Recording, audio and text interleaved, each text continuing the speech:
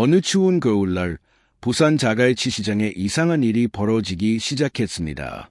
구멍 뚫린 운동화를 신고 낡은 점퍼를 걸친 75세 할머니가 매일 오후 2시 정각에 나타나 150만 원어치 광어회를 현금으로 사가는 것이었어요. 그것도 은행에서 가 뽑아온 듯한 새 돈으로 말입니다. 30년째 횟집을 운영하는 김태원 사장은 처음에는 그저 특이한 손님이라고 생각했습니다. 하지만 마음 한구석에서는 무언가 이상하다는 느낌이 계속 맴돌았어요.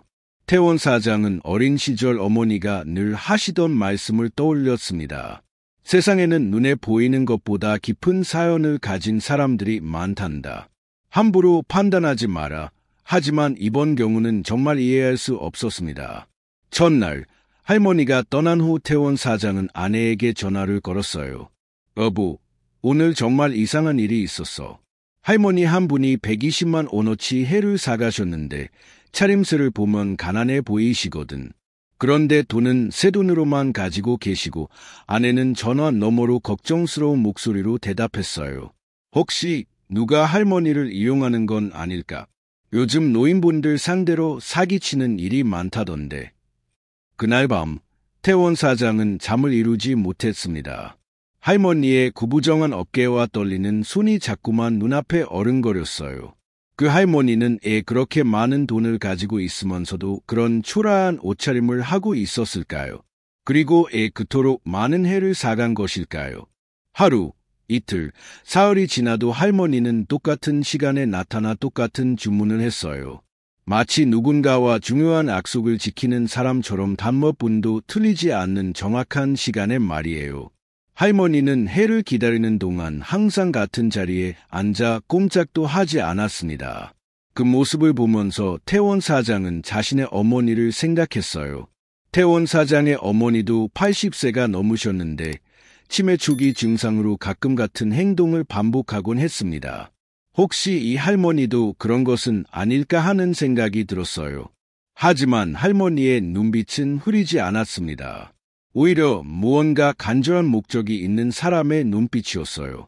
더욱 이상한 것은 할머니가 그 많은 회를 어디에 쓰는지 아무도 모른다는 것이었습니다. 태원 사장이 궁금해서 조심스럽게 물어봤을 때 할머니는 단지 필요한 곳이 있어서요 라고만 답했습니다.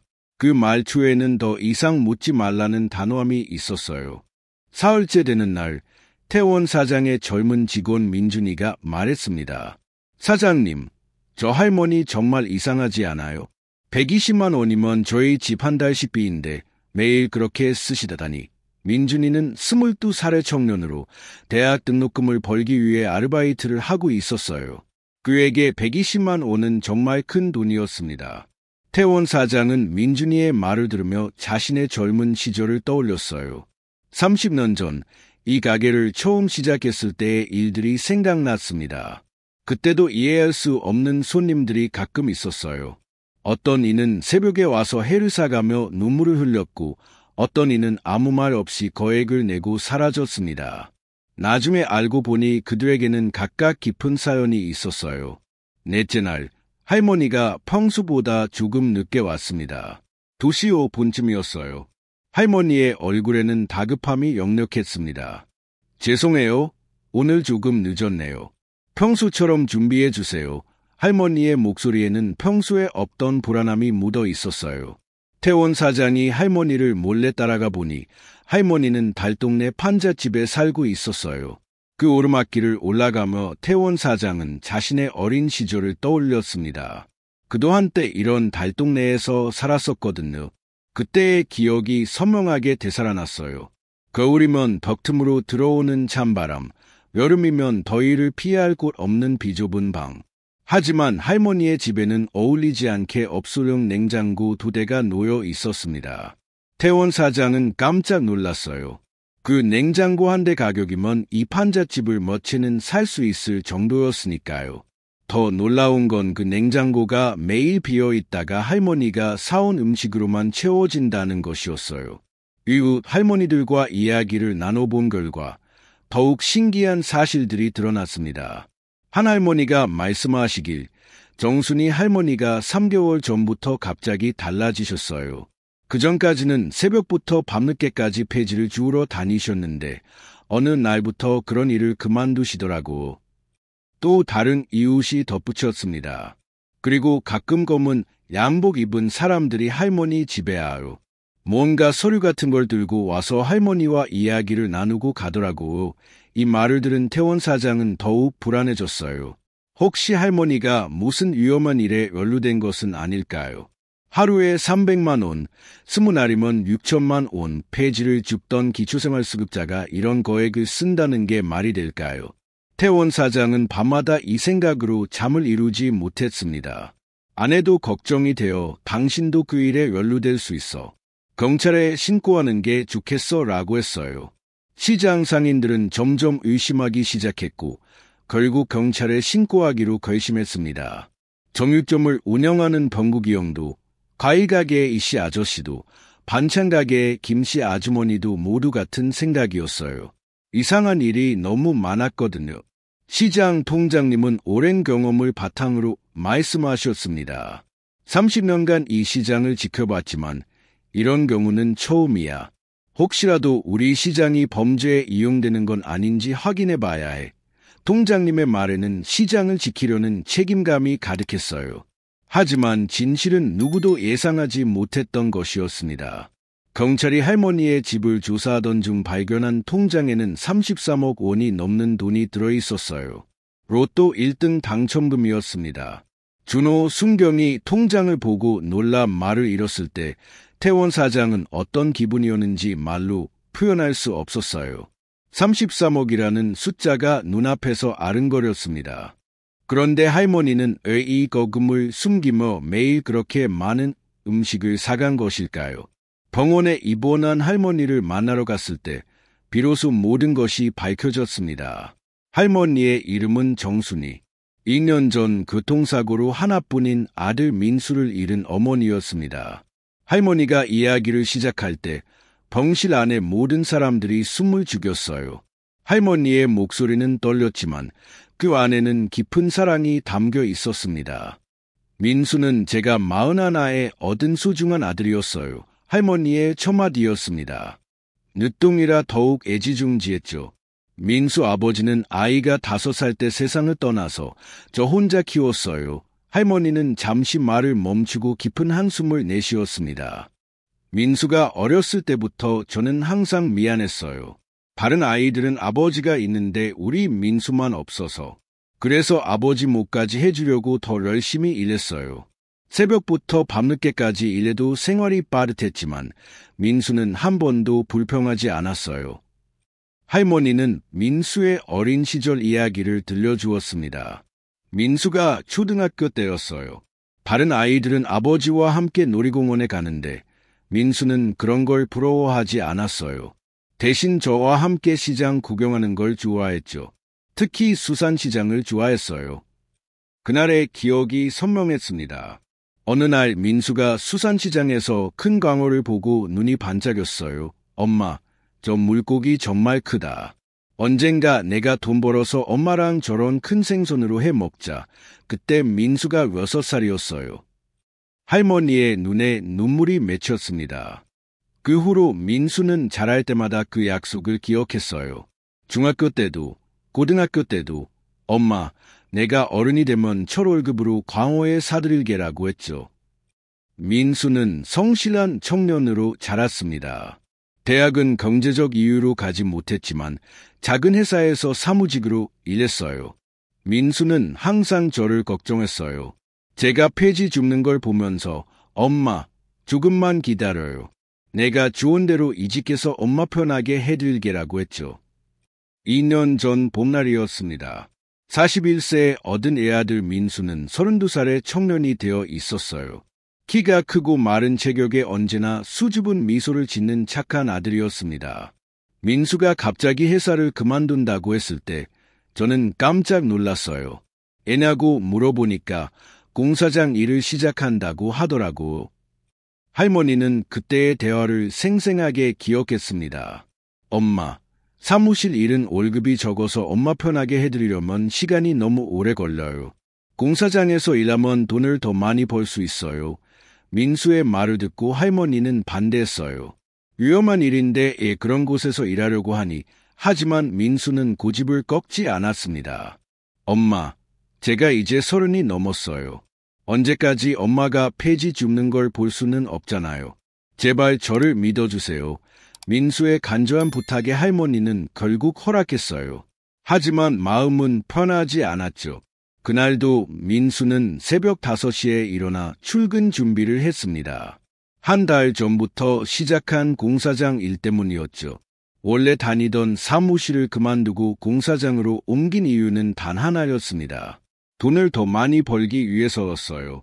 엄마 다녀올게요. 민수가 인사할 때마다 할머니는 가슴이 아팠습니다. 이렇게 일찍 가야 아침도 못 먹었는데 할머니는 아들의 거칠어진 손을 보며 눈물이 났어요. 사무실에서 일할 때는 깨끗했던 손이 이제는 온통 상처투성이었거든요. 괜찮아요. 오늘 첫 월급 타는 날이에요. 저녁에 깜짝 선물 가져올게요. 민수의 눈이 반짝였습니다. 한 달 동안 손꼽아 기다린 날이었죠. 할머니는 그때 민수의 표정을 평생 잊을 수 없을 거예요. 그날 저녁 7시 민수에게서 전화가 왔습니다. 엄마, 월급 탔어요. 지금 횟집에서 광어에 포장했어요. 엄마가 좋아하는 매운탕거리도 같이 샀어요. 전화기 너머로 들리는 아들의 목소리는 마치 어린아이처럼 들떴습니다. 민수야, 그럼 비싼 거에 샀어. 할머니가 걱정스럽게 말했을 때 민수가 웃으며 대답했어요. 엄마, 제가 늘 말했잖아요. 제 첫 월급으로 엄마 광어에 배불리 먹여드리는 게 꿈이라고. 오늘이 그날이에요. 집에서 기다려요. 몇 달 전 함께 수산시장을 지나다가 민수가 광어 가격을 물어봤던 일이 기억났습니다. 비싼 가격을 듣고는 아쉬워하며 돌아서면서 우리도 얼른 돈 벌어서 광어에 배 터지게 먹어보자고 웃으며 했던 말들. 민수는 그 약속을 지키려 하고 있었던 것입니다. 전화를 끄는 민수는 앙손 가득 횟집 봉투를 들고 횡단보도 앞에 섰습니다. 초록불이 켜지자 씩씩하게 걸음을 옮겼어요. 집에서 기다리는 엄마 생각에 발걸음이 가벼웠습니다. 그때까지만 해도 민수는 며칠 본 후 자신에게 닥칠 비극을 전혀 예상하지 못했어요. 그때였습니다. 갱음과 함께 검은 승용차가 돌진해 왔어요. 음주운전자가 신호를 무시하고 달려온 것이었습니다. 민수는 마지막 순간까지도 횟집 봉투를 놓지 않았다고 해요. 엄마에게 드릴 선물이었거든요. 할머니는 여기까지 이야기하고는 한참을 울었습니다. 병실 안은 무거운 침묵으로 가득 찼어요. 태원 사장도, 범국이 형도, 준호 순경도 모두 눈물을 훔쳤습니다. 병원에 갔을 때 민수가 아직 의식이 있었어요. 제 손을 꼭 잡고 말하더라고. 엄마, 해 사왔어요. 같이 먹고 싶었는데. 미안해요, 엄마. 그러고는 눈을 감았어요. 할머니의 목소리는 더 이상 나오지 않았어요. 구급차에 실릴 때까지 민수가 손의 끝까지 횟집 봉투를 쥐고 있었대요. 놓지 않으려고. 첫 월급으로 산 거라고. 엄마 드려야 한다고. 할머니는 가슴을 쳤습니다. 2년이 지났지만 그 순간이 어제 일처럼 선명했어요. 그 후로 저는 하루도 제정신으로 살 수 없었어요. 매일 밤 민수가 꿈에 나타나요. 엄마, 저도 해 먹고 싶었어요. 엄마랑 같이 먹고 싶었어요. 꿈에서 민수는 항상 서러워해요. 할머니는 민수가 죽은 후의 절망적인 날들을 이야기했습니다. 장례식장에서 민수 영정사진 앞에 제가 광어회를 올려놨어요. 민수가 사오다가 못 먹고 간 그 회를. 민수아, 이제 먹어. 내가 그렇게 먹고 싶어 했던 해. 하지만 민수는 대답이 없었어요. 그 후 2년 동안 할머니는 죽은 사람처럼 살았습니다. 폐지를 줍고 기초생활수급비로 근근히 버티며 하루하루를 건졌어요. 민수 없는 세상에서 뭘 위해 살아야 할지 모르겠더라고요. 매일 민수 따라가고 싶었어요. 그러다 3개월 전 민수 기일에 무작정 복권을 샀어요. 민수 생년월일 숫자들을 넣어서 번호를 찍었죠. 민수아, 엄마 복권 사봤다. 당첨되면 내가 좋아하는 해 많이 사서 너 앞에 올려놓을게. 하지만 그게 정말 당첨될 줄은 꿈에도 몰랐어요. 며칠 후 복권 판매점 아주머니가 전화를 했습니다. 할머니, 큰일 났어요. 할머니가 사신 복권이 1등에 당첨됐어요.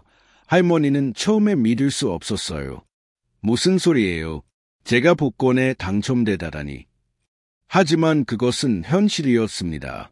50억 원의 당첨금, 세금을 떼고 33억 5천만 원을 받게 된 것이었어요. 할머니는 쓴 웃음을 지었습니다.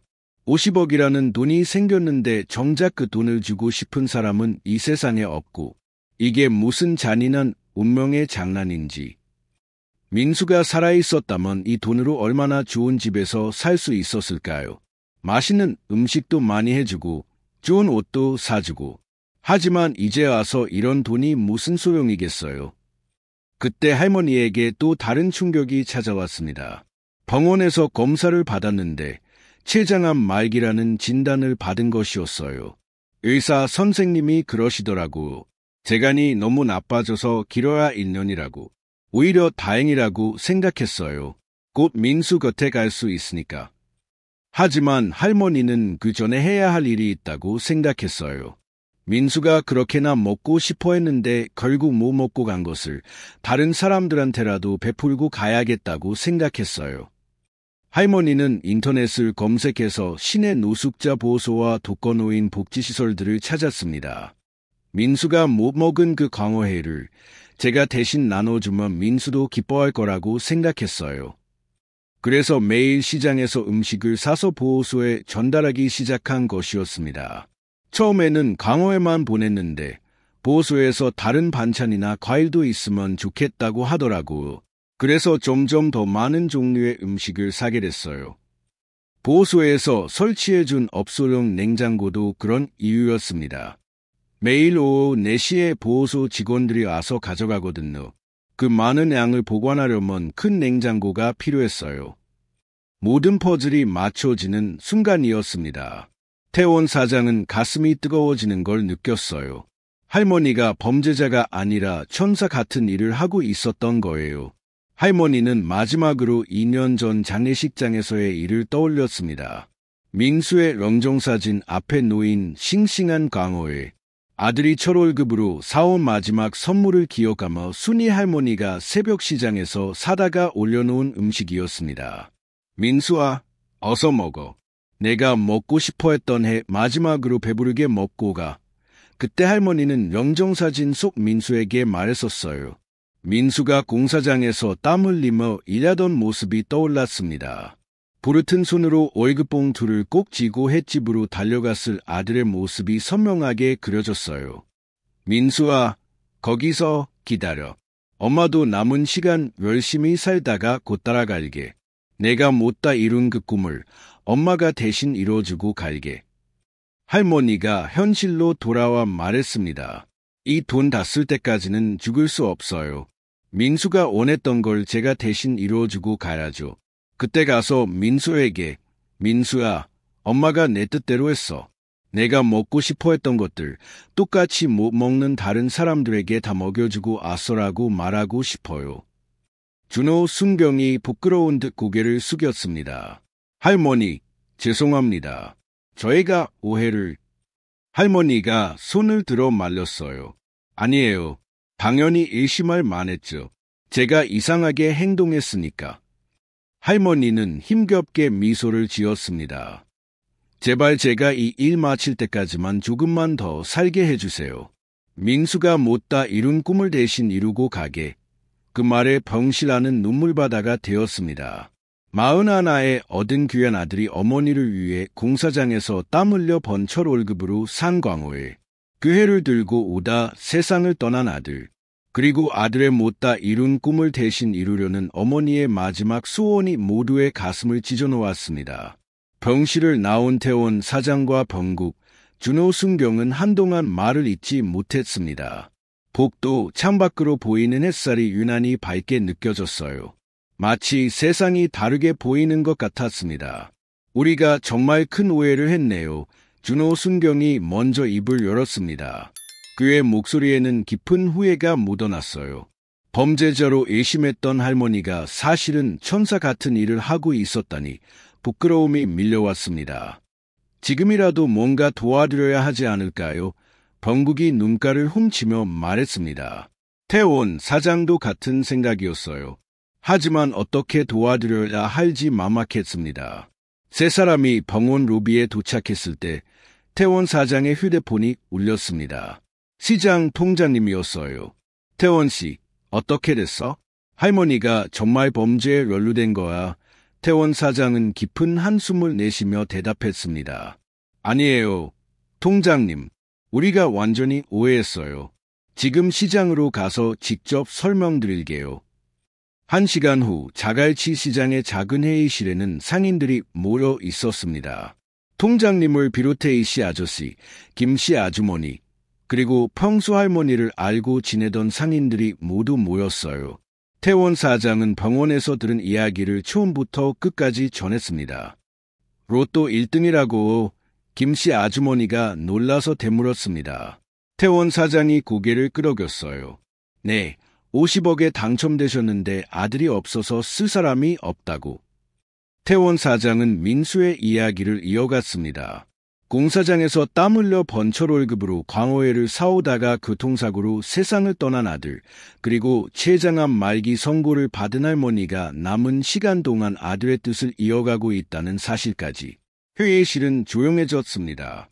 몇몇 상인들은 손수건을 꺼내 눈물을 닦았어요. 그래서 매일 그렇게 많은 양을. 이씨 아저씨가 중얼거렸습니다. 이제야 모든 게 이해가 되었어요. 노숙자 보호소랑 독거노인들한테 전부 나눠주고 계셨대요. 병국이 덧붙였습니다. 통장님이 한숨을 내쉬며 고개를 저었어요. 우리가 정말 못할 짓을 했구나. 그런 사정이 있는 줄도 모르고. 그때 민준이가 손을 들었습니다. 저 제안이 있는데요. 우리가 할머니를 도와드리면 어떨까요? 모든 시선이 민준에게 쏠렸습니다. 할머니 혼자서는 힘드실 것 같아요. 우리가 조금씩이라도 도와드리면. 맞아요. 김씨 아주머니가 벌떡 일어났습니다. 우리가 그동안 할머니를 오해한 것도 미안한데 이제라도 도와드려야죠. 나도 찬성이야. 이씨 아저씨도 동의했습니다. 상인들 사이에서 웅성거리는 소리가 들렸어요. 모두가 무언가 하고 싶어 하는 것 같았습니다. 통장님이 손을 들어 조용히 시키고 말했습니다. 그럼 이렇게 하자. 각자 할 수 있는 만큼 도와드리는 거야. 강요는 없어. 마음에서 우러나오는 대로. 다음날 아침 놀라운 일이 벌어졌습니다. 태원 사장이 가게 문을 열자 이미 병국이 와서 기다리고 있었어요. 형, 나도 정육점에서 고기 일부를 원가로 드리기로 했어. 정말? 응. 나도 이걸로 먹고 사는데 무료로 드리기는 힘들고 내가 할 수 있는 선에서 도우려고. 태원 사장도 미소를 지었습니다. 나도 그렇게 하려고 했어. 할머니가 가져가시는 횟값은 원가만 받는 걸로. 두 사람의 마음이 통했어요. 오후 2시 할머니가 퇴원하고 며칠 만에 다시 시장에 나타났습니다. 여전히 낡은 점퍼를 입고 리어카를 끌고 있었지만 오늘은 뭔가 달랐어요. 시장 상인들이 모두 나와서 할머니를 맞이했기 때문이었습니다. 할머니, 어서 오세요. 오늘은 특별히 싱싱한 걸로 준비했어요. 태원 사장의 따뜻한 인사에 할머니는 갑작스러운 환영에 당황한 표정이었습니다. 태원 사장이 다가가 조심스럽게 말했어요. 할머니, 저희가 다 들었어요. 아드님 이야기도, 할머니가 하시는 일도, 할머니의 눈빛이 흔들렸습니다. 그래서 저희가 조금이라도 도와드리고 싶어요. 아니에요. 이건 제가 할 일이에요. 할머니가 고개를 저었지만 태원 사장은 포기하지 않았습니다. 할머니 혼자만의 일이 아니에요. 우리 모두의 일이 되었어요. 그날부터 시장은 번했습니다. 매일 오후 2시가 되면 상인들이 조금씩 준비한 음식들이 할머니의 리어카에 실렸어요. 누군가는 김치를, 누군가는 과일을, 누군가는 떡을 보탰습니다. 일주일이 지났을 때 더 놀라운 일이 일어났습니다. 지역신문에 할머니의 이야기가 실린 것이었어요. 아들의 못다 이룬 꿈을 이어가는 어머니라는 제목으로 큰 기사가 났습니다. 기사를 본 시민들이 하나둘 시장을 찾아왔습니다. 어떤 이는 성금을 내놓았고 어떤 이는 자원봉사를 하겠다고 나섰어요. 할머니의 이야기가 많은 사람들의 마음을 움직인 것이었죠. 노숙자 보호소에서도 연락이 왔습니다. 할머니 덕분에 우리 보호소 사람들이 매일 좋은 음식을 먹고 있어요. 정말 감사합니다. 보호소 소장이 직접 찾아와 감사 인사를 전했습니다. 특히 큰 아이들이 너무 좋아해요. 해라는 걸 처음 먹어본 아이들도 많거든요. 소장의 말에 할머니의 눈가에 눈물이 맺혔습니다. 아이들이 좋아한다고? 네. 어제는 한 아이가 이렇게 맛있는 게 있는 줄 몰랐어요라고 하더라고. 할머니는 가슴을 쓸어내렸습니다. 마치 민수가 그 말을 한 것처럼 느껴졌던 거예요. 그 순간 할머니는 민수가 하늘에서 미소를 짓고 있을 것 같다고 생각했어요. 한 달이 지났을 때 시장에는 민수의 나눔 냉장고라는 이름의 공용 냉장고가 설치되었습니다. 상인들이 십시일반으로 모은 돈으로 만든 것이었어요. 누구나 음식을 넣을 수 있고 필요한 사람은 누구나 가져갈 수 있는 냉장고였습니다. 개막식 날 할머니는 떨리는 목소리로 인사를 했습니다.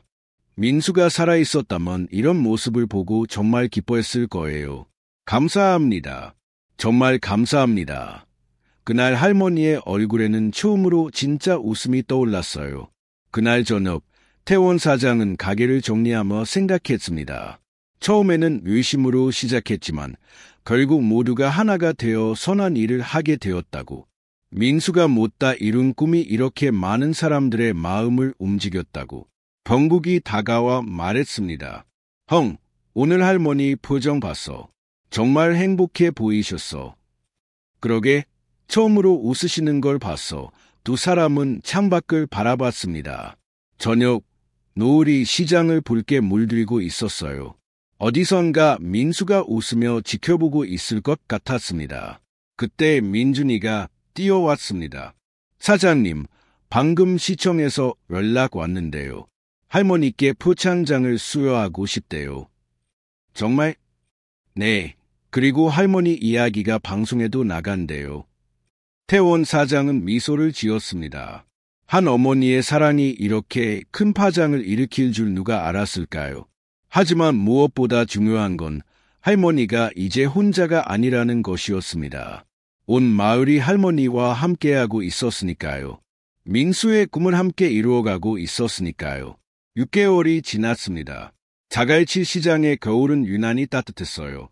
사람들의 마음이 모여 만든 온기 때문이었습니다. 민수의 나눔 냉장고는 이제 시장에 머물이 되었고 매일 누군가는 음식을 넣고 누군가는 감사한 마음으로 가져갔습니다.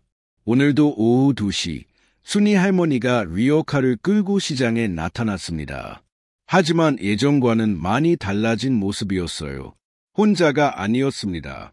민준이와 동네 청년들이 함께 리어카를 밀어주고 있었고 상인들은 각자 준비한 음식들을 들고 기다리고 있었습니다. 할머니, 오늘은 제가 특별히 준비한 횟감들이에요. 아침에 직접 골라온 거라 정말 싱싱해요. 태원 사장이 자랑스럽게 스티로폼 박스를 내밀었습니다. 할머니는 미소를 지으며 고개를 끄덕였어요. 예전에 무표정하고 무뚝뚝한 모습은 이제 찾아볼 수 없었습니다. 고맙습니다. 정말 고맙습니다. 할머니의 목소리에는 진심이 담겨 있었어요. 병국도 준비한 한우를 가져왔습니다. 할머니, 오늘은 특별히 한우갈비예요. 보호소 아이들이 좋아할 거예요. 그때 낯선 중년 여성이 할머니에게 다가왔습니다. 손에는 봉투를 들고 있었어요. 정순이 할머니 맞으시죠? 네. 그런데 여성은 갑자기 할머니의 손을 잡고 울기 시작했습니다.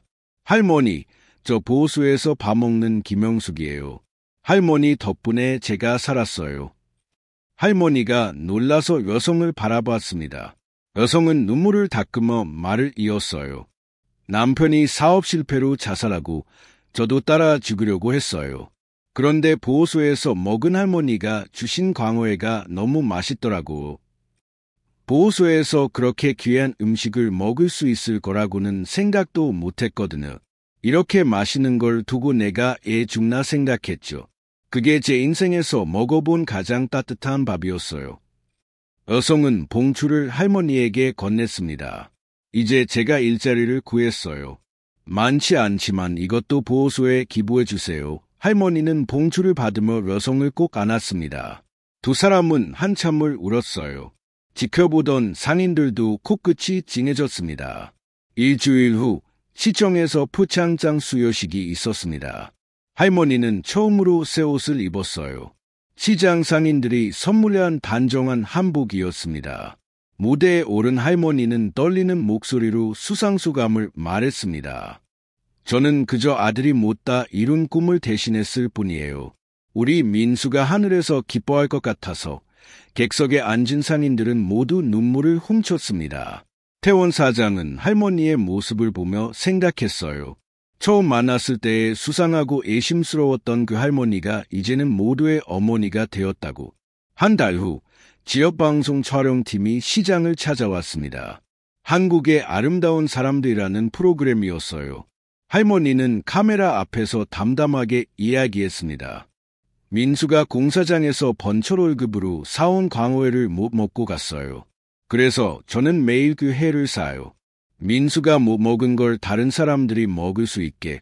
할머니의 말에 촬영 스태프들도 모두 눈물을 흘렸어요. 방송이 나간 후 전국 각지에서 성금과 편지가 쏟아졌습니다.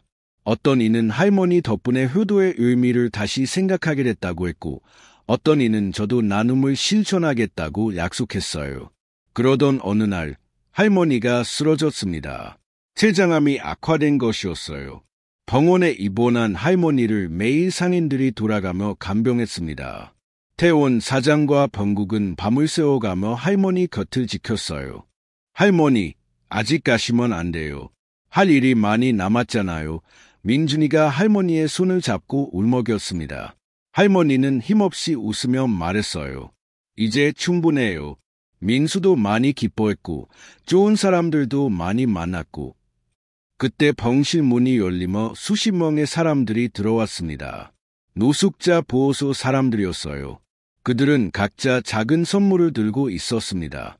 누군가는 직접 쓴 편지를, 누군가는 손수 만든 종이꽃을 가져왔어요. 할머니, 우리가 왔어요. 할머니 덕분에 저희가 살았어요. 감사합니다. 정말 감사합니다. 할머니는 눈물을 흘리며 한 사람 한 사람을 바라봤습니다. 그들의 얼굴에서 민수를 봤어요. 민수가 그토록 나누고 싶어 했던 그 마음을 봤습니다. 보호소 사람들이 모두 떠난 후 병실은 조용해졌습니다. 창밖으로 저녁 노을이 비치고 있었어요. 할머니는 눈을 감고 깊은 숨을 쉬었습니다. 마치 오랜 여행을 마치고 집으로 돌아온 사람처럼 편안한 표정이었어요. 민수아, 엄마가 약속 지켰어. 내가 못 먹은 그 회 다른 사람들이 맛있게 먹었어. 그리고 많은 사람들이 행복해했어. 이제 엄마 갈게. 할머니의 마지막 속삭임이었어요. 그날 밤 할머니는 평화롭게 눈을 감았습니다. 마지막 순간까지도 입가에는 미소가 머물러 있었어요. 마치 민수를 다시 만난 사람처럼 행복한 표정이었습니다. 상주가 없어서 시장 상인들이 힘을 모아 조촐한 장례를 치렀습니다. 민수모 옆에 할머니가 묻혔어요. 이제 어머니와 아들이 다시 만났습니다. 묘비에는 이렇게 적혔어요. 사랑하는 아들 민수와 함께 영원히. 1년이 지난 봄날이었습니다. 태원 사장은 스티로폼 박스 하나와 소주 한 병을 들고 묘지를 찾았습니다. 민수와 할머니의 묘비가 나란히 서 있었어요. 그는 조용히 무릎을 꿇고 앉았습니다. 광어회를 꺼내 묘비 앞에 놓으며 소주를 따랐습니다. 바람이 불어 벚꽃잎이 날렸어요. 할머니, 민수아, 저 왔습니다. 그는 한참을 말없이 앉아 있었습니다. 그저 바람소리와 새소리만이 들릴 뿐이었어요. 할머니가 시작하신 나눔이 계속되고 있어요. 시장 사람들이 모두 함께하고 있어요. 할머니와 민수가 보여준 사랑이 많은 사람들에게 전해지고 있어요. 시장으로 돌아온 태원 사장은 여느 때처럼 가게 문을 열었습니다. 오후 2시가 되자 자연스럽게 시계를 봤어요. 이제 할머니는 오지 않지만 그 시간은 여전히 특별했습니다. 민준이가 작은 박스를 들고 들어왔습니다. 한 달에 2번 독거노인들께 전달할 음식을 가지러 오는 날이었어요.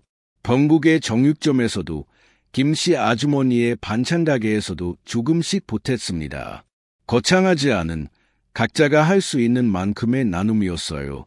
민수의 나눔 냉장고는 여전히 시장 한 구석에 있었습니다. 누군가는 김치를 넣고 누군가는 반찬을, 누군가는 과일을 넣었어요. 필요한 사람은 언제든 가져갈 수 있었습니다. 저녁이 되어 가게를 정리하던 태원 사장은 할머니가 늘 앉던 구석 의자를 바라봤습니다. 비어있는 그 자리가 왠지 따뜻하게 느껴졌어요. 할머니의 온기가 아직도 남아있는 것 같았습니다. 시장 입구의 작은 현판에는 이렇게 적혀 있었습니다. 함께 나누는 자갈치 시장, 화려하지 않은 글씨였지만 그것으로 충분했습니다. 나눔은 거창한 것이 아니었어요. 할머니가 보여준 것처럼 그저 할 수 있는 만큼 진심을 담아 나누는 것, 그것이 진짜 나눔이었습니다. 어떤 이는 말합니다. 나이가 들면 외로워진다고, 의미 없이 살게 된다고. 하지만 할머니는 그렇지 않았어요. 75세의 나이에도 세상에 사랑을 전하는 일을 했습니다. 죽음을 앞둔 상황에서도 다른 사람들을 위해 살았어요. 우리는 때로 묻습니다. 나이 들어가는 게 무서워. 혼자 남겨지는 게 두려워. 하지만 할머니의 이야기를 보면 나이는 숫자일 뿐이라는 걸 알 수 있어요. 중요한 건 어떤 마음으로 사느냐 하는 것입니다. 민수는 비록 젊은 나이에 세상을 떠났지만 어머니를 통해 더 많은 사람들에게 사랑을 전했어요. 할머니는 아들을 잃은 슬픔을 다른 사람들에게 행복을 주는 힘으로 바꿨습니다. 이것이 진정한 사랑이 아닐까요? 우리 모두에게는 누군가를 위해 줄 수 있는 것들이 있습니다. 돈이 많지 않아도, 몸이 불편해도, 나이가 많아도 상관없어요. 진심으로 누군가를 생각하는 마음만 있다면 그것으로 충분합니다. 밤하늘에는 나란히 빛나는 2개의 별이 있습니다. 마치 할머니와 민수가 함께 웃고 있는 것처럼 말이에요. 그 별빛이 오늘도 자갈치 시장을 따뜻하게 비추고 있습니다. 할머니와 민수의 사랑이 계속해서 세상에 전해지고 있습니다. 그리고 우리는 알게 됩니다. 진정한 행복은 받는 데 있는 것이 아니라 주는 데 있다는 것을. 사랑은 나눌수록 더 커진다는 것을. 그리고 한 사람의 진심이 세상을 바꿀 수 있다는 것을 말입니다.